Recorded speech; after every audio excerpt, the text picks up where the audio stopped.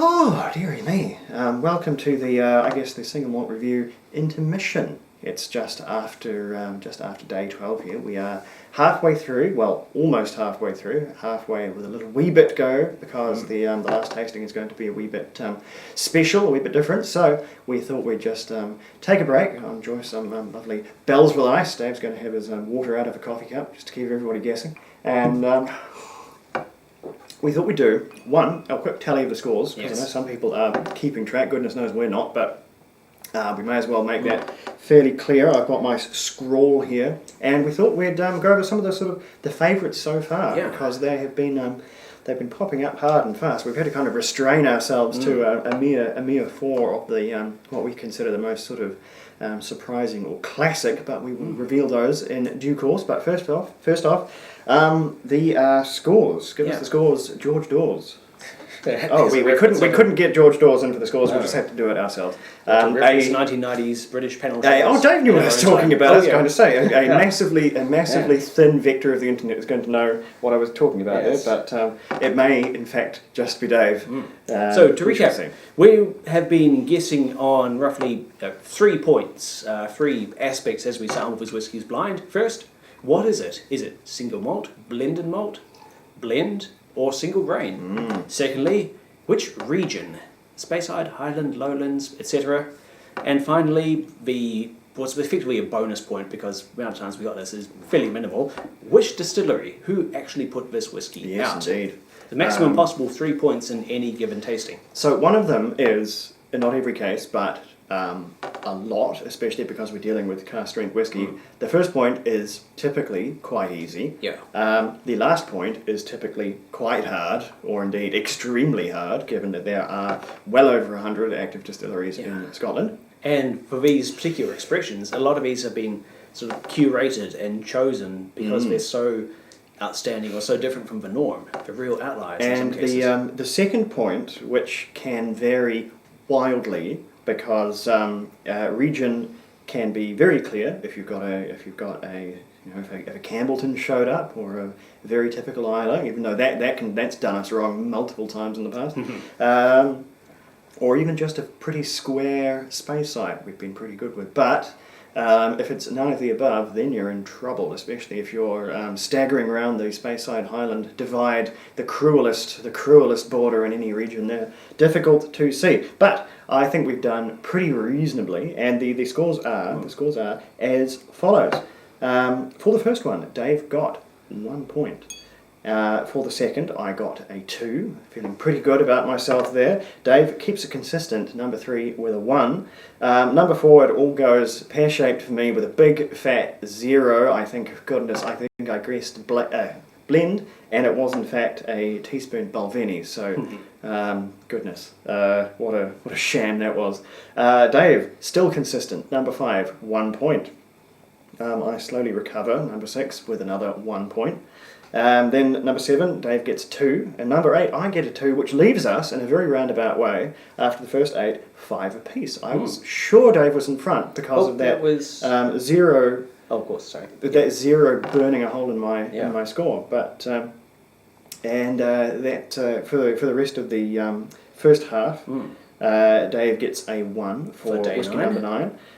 10, I achieve a 2, as does Dave for day 11. And then finally, least, number 12, I get a singular point, which, and I was shocked to see this, we're still even on bloody 8 points. Although I am pleased to see we are slowly, gradually getting better. So there we go.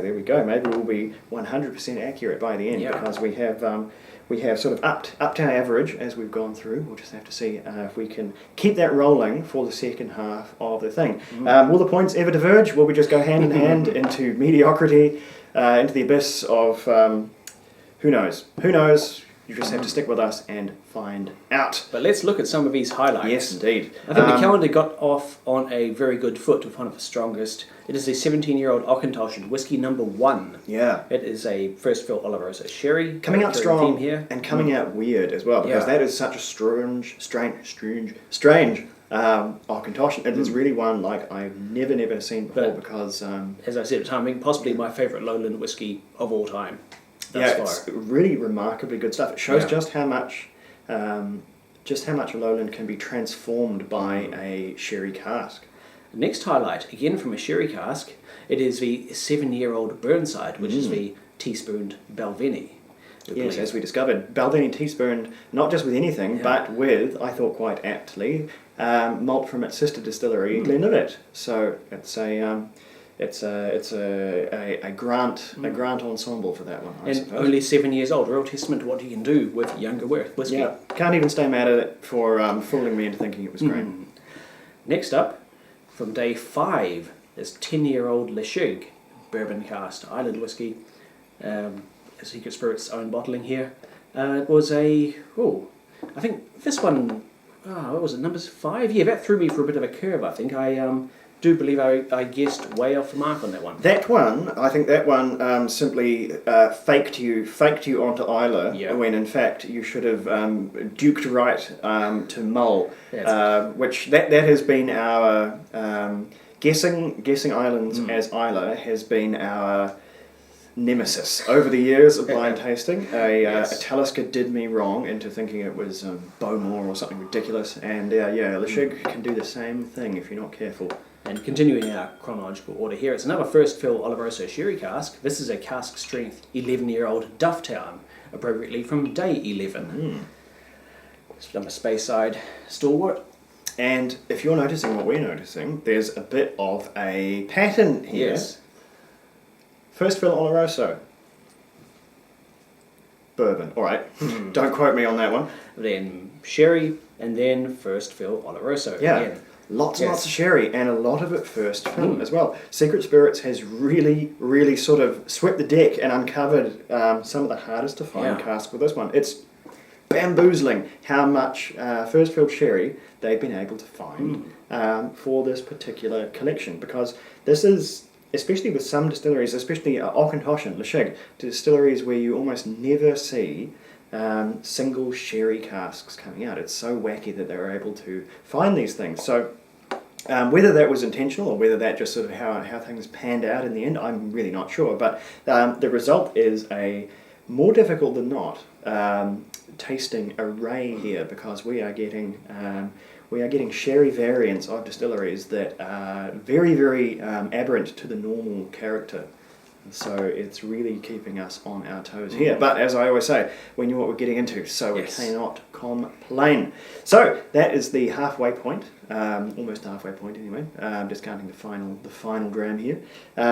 You can see our videos every single day for the rest of the month. I hope you've been keeping up so far. If you haven't, then it's time to binge watch. Catch yourself up. They're not very long, only 10 minutes or so on and so forth. And sooner or later, we will be here once again, looking at the second half of the month, and one can only wonder where we will have ended up then. Things we will have seen, the shameful wrong guesses we will have endured, the triumphant, if possibly rare, perfect picks. But we will meet you there when we get there. So, hope everyone's December is going very, very nicely. We will be right back tomorrow.